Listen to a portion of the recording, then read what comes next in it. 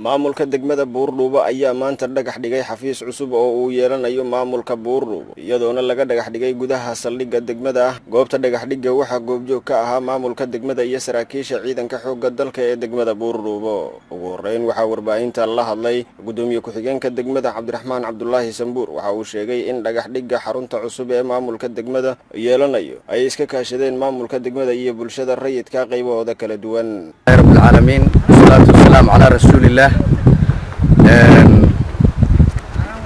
waxaan maanta dhagax dhignay xarun ay leedahay degmada Buurdhuubo. Saad wada ogtiin degmada Buurdhuubo ma lahayn xarun ay ku shaqeyso oo ay degmada leedahay.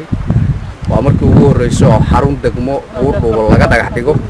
waxaa ilaahay maadiya ilaahay uu noo suurtageliyay inaan dhagax dhigno oo dhisno aan xarun degmada ku shaqeyso.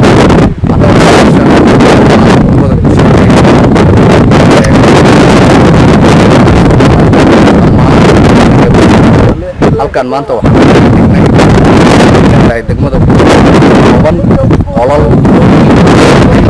waana markii oo waxaan degmo la dhagax dhigo. waxaan ilaahay fadligiisa arrintan markaan samaynay tashiyo fara badan oo aan aruurinay contributiono iyo dhaqaale aan isku dardarnay.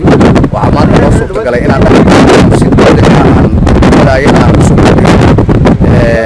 insha Allah yiraahdana waxaan farxad arki doonaa markaan maanta aan dhagax dhigaynana waa xarun degmo qorsaan iyo dhammaan iyo wax oo dhan waxaan ku keenay contribution iyo wada hadal iyo hadaa liibaaya ma garanaysaa ma garanaysaa isi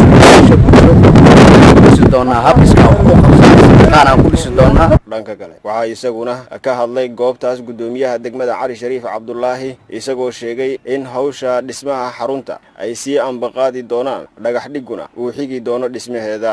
soo geliyay inaan saaka dhagax dhigno xarun cusub oo ay leedahay degmada Buurdhuubo. waa markii ugu horeysay oo degmada Buurdhuubo ay yeelatay xaruntan oo kale. dawladda Soomaaliya inta ka dambeysay Buurdhuubo ma lahayn wax xarun degmo ah. waxaa lagu shaqaysan jiray guryo dad shakhsiyaad ay leeyihiin oo la kirayso maamul ku shaqayn jiray. ilaahay baa noo suurtageliyay markii aan si iska wax u qabsaa isku tashi badan bulshada iyo maamulka degmada asatada iyo hay'adaha caalamiga ah oo la kaashanayna inaan boos ay leedahay degmada Buurdhuubo u sameeyno. ilaahay baa nagu guuleeyay. waa ka maanta arkaysaan oo aan dhagax dhigayna waxaan filaynaa maalmaha nagu soo socda gudahooda soo guryo caalamiga iyo hoolal iyo boos martida loogu talagalay ay fariistaan inaan ka sameyn doono. ilaahay baana na waafajiyay. ilaahay baan ugu mahadinaynaa. fikirro iyo isweydiin badan iyo isku darsanay kadib aan intaas ku guuleysanay.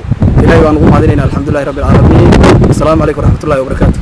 si kastaba waxa xusid mudan in maamulkii hore ee degmada ay ku shaqayn jireen gudaha garoonka degmada Buurdhuubo ee gobolka Gado. Shaar Ibraahin Aadan, warbaahinta Waamo, degmada Buurdhuubo ee gobolka Gado.